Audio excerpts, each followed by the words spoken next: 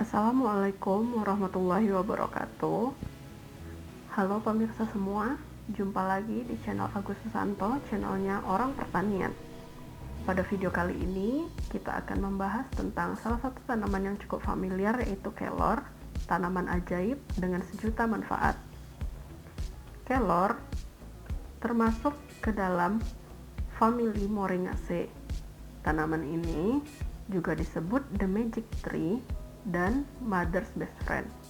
Kenapa sih tanaman kelor ini disebut the magic tree dan mother's best friend? Kita akan membahasnya di video kali ini. Namun sebelum itu, mari kita dengarkan dulu apa-apa saja sih kandungan yang terdapat di dalam daun dari tanaman ini. Dalam 2 gram daun kelor mengandung 14 kalori energi, 2 gram protein, 1,8 sampai 2 gram karbohidrat, 0,8 mg zat besi, 0,8 mg magnesium, 70 mg kalium, 38 sampai 40 mg kalsium, 11 mg vitamin C, 600 IU vitamin A, 8,5 mikrogram folat. Tanaman ini disebut magic tree karena memiliki berbagai manfaat. Pada kesempatan ini, saya akan menjelaskan beberapa manfaat dari tanaman ini. Manfaat pertama yaitu tanaman ini mampu mencegah diabetes. Menurut penelitian, daun kelor dapat menyeimbangkan kadar gula darah dan mengurangi komplikasi terkait penyakit diabetes. Berdasarkan hasil uji klinis pada tahun 2016, daun kelor disebut mampu meningkatkan produksi insulin sehingga dapat membantu mencegah diabetes. Dalam penelitian tersebut, 4 gram daun kelor terbukti bisa meningkatkan sirkulasi insulin dan menurunkan kadar gula darah dalam tubuh. Manfaat selanjutnya yaitu tanaman ini mampu mencegah penyakit kardiovaskular. Beberapa penyakit kardiovaskular yang bisa dicegah diantaranya yaitu penyakit jantung, kolesterol, tekanan darah tinggi, dan gangguan pada pembuluh darah. Manfaat selanjutnya yaitu tanaman ini mampu mengurangi peradangan. Beberapa penelitian yang dilakukan oleh ilmuwan menunjukkan bahwa di dalam daun, polong, dan biji kelor terdapat senyawa yang disebut isothiocyanate yang merupakan senyawa anti peradangan. Manfaat selanjutnya yaitu tanaman ini mampu menurunkan kolesterol. Seperti yang kita bahas sebelumnya, salah satu penyakit kardiovaskular yang bisa dicegah oleh tanaman ini adalah menurunkan kolesterol. Biasanya tingginya kadar kolesterol dalam darah disebabkan oleh gangguan pada jantung. Manfaat selanjutnya yaitu melindungi diri dari keracunan arsenik. Kontaminasi arsenik dapat ditemukan pada air dan makanan termasuk beras. Mengkonsumsi arsenik tingkat tinggi dalam waktu yang lama dapat menimbulkan berbagai penyakit seperti penyakit jantung dan kanker. Nah, tanaman ini bisa melindungi kita dari racun-racun arsenik yang biasa kita konsumsi sehari-hari yang akhirnya akan menumpuk. Manfaat selanjutnya yaitu tanaman ini mampu menyehatkan mata karena dalam daun kelor kering mengandung vitamin A 10 kali lebih banyak dari wortel, sedangkan daun kelor segar mengandung vitamin A 4 kali lebih banyak dari wortel. Manfaat selanjutnya yaitu menurunkan tekanan darah. Di dalam kelor terdapat senyawa kalium dan antioksidan yang tinggi yang berperan aktif untuk menjaga tensi darah di dalam tubuh tetap stabil. Manfaat selanjutnya yaitu mengatasi asam lambung. Kandungan tanin dan flavonoid yang terdapat di dalam tanaman ini bermanfaat dalam mengatasi gejala MAH, sehingga menjadikan daun kelor sebagai salah satu obat herbal untuk mengatasi asam lambung. Manfaat selanjutnya yaitu tanaman ini bisa bermanfaat menjadi masker bibir alami. Salah satu kandungan yang terdapat di dalamnya yaitu asam oleat yang baik untuk melembabkan bibir dan membuat bibir menjadi sehat dan cantik. Manfaat selanjutnya yaitu menghilangkan jerawat. Daun kelor memiliki sifat antimikroba yang bisa membunuh bakteri penyebab jerawat. Kelor juga bisa membantu mengurangi minyak berlebih yang menjadi pemicu lain munculnya jerawat. Manfaat selanjutnya yaitu melindungi tubuh dari gangguan ginjal.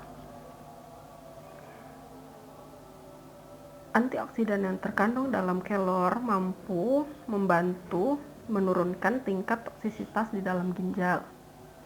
Selanjutnya, kelor ini memiliki sifat melembabkan dan detoksifikasi sehingga mampu melindungi dan menutrisi kulit dalam rambut.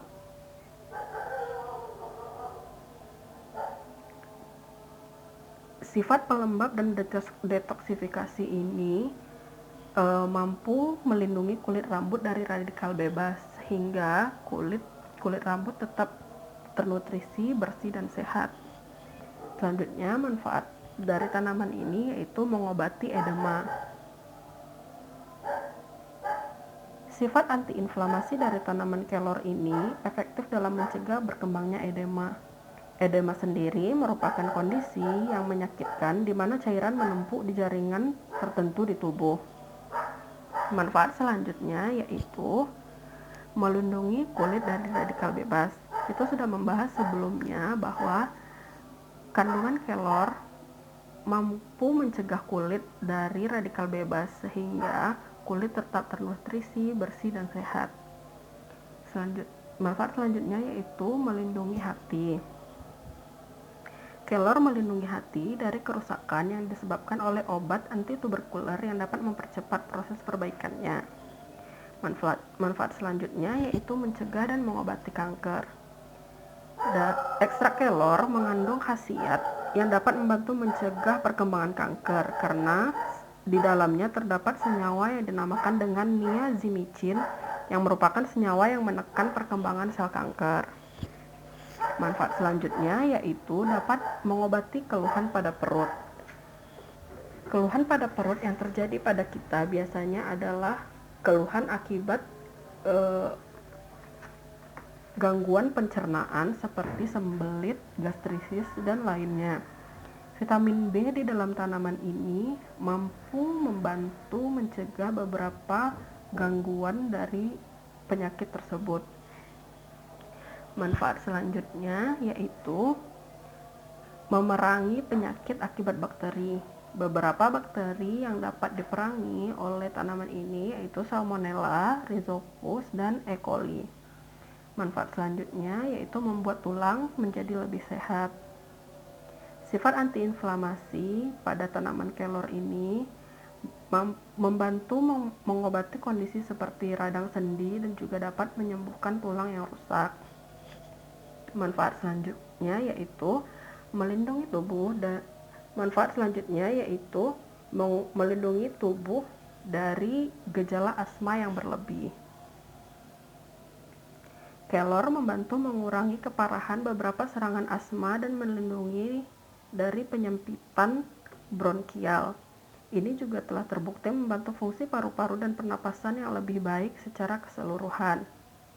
Manfaat terakhir yaitu tanaman ini mampu mengobati anemia dan penyakit sel sabit. Jadi kandungan kelor ini dapat membantu tubuh kita untuk menyerap zat besi lebih banyak sehingga bisa mengobati penyakit sel sabit. Selanjutnya, kita akan membahas kenapa tanaman ini disebut dengan mother's best friend. Alasan yang pertama yaitu tanaman ini mampu mencegah anemia pada ibu hamil. Anemia pada ibu hamil merupakan salah satu penyakit yang sering terjadi apalagi pada saat proses melahirkan. Dan daun kelor ini memiliki kemampuan untuk meningkatkan hemoglobin sehingga risiko penyakit anemia ini bisa dicegah. Manfaat kedua yaitu mencegah risiko komplikasi pada ibu hamil. Alasan kenapa tanaman ini mampu mencegah risiko komplikasi pada ibu hamil adalah sebab daun dari tanaman ini memiliki banyak nutrisi dan mineral yang dibutuhkan saat masa kehamilan. Manfaat selanjutnya yaitu tanaman ini dapat meningkatkan produksi ASI atau air susu ibu. Jadi daun kelor ini memiliki efek galaktagog. Efek galaktagog ini sama seperti daun katuk. Efek inilah yang bisa membuat produksi air susu ibu meningkat. Dengan jumlah ASI yang melimpah, maka kebutuhan nutrisi bayi bisa terpenuhi. Manfaat selanjutnya yaitu meningkatkan antioksidan setelah menopause. Jadi, kadar antioksidan pada perempuan ini bisa menurun karena produksi hormon estrogen yang juga menurun. Nah, karena tanaman ini kaya akan antioksidan, maka seiring dengan berjalannya usia, menurunnya hormon estrogen, namun dengan mengkonsumsi tanaman ini, kadar antioksidan dalam tubuh kita tetap stabil karena tetap terpenuhi meskipun hormon estrogen kita menurun. Bagaimana sih caranya supaya manfaat-manfaat tadi itu bisa masuk ke tubuh kita? Ada beberapa cara dalam mengkonsumsi tanaman kelor ini. Yang pertama yaitu kita bisa membuatnya menjadi rebusan atau sayur sebagai teman untuk teman kita untuk makan gitu, jadi lauk untuk makan. Yang kedua yaitu tanaman kelor ini bisa dikeringkan dan diolah dan dibuat menjadi teh. Yang ketiga, tanaman ini bisa dikemas di dalam kapsul sehingga lebih mudah dicerna oleh tubuh. Nah, untuk teman-teman yang suka ngemil, daun kelor ini bisa juga dijadikan cake atau puding untuk dikonsumsi menjadi cemilan pada saat kita minum teh di siang hari atau minum kopi di sore hari. Sekian video kali ini. Atas perhatian terima kasih. Assalamualaikum warahmatullahi wabarakatuh.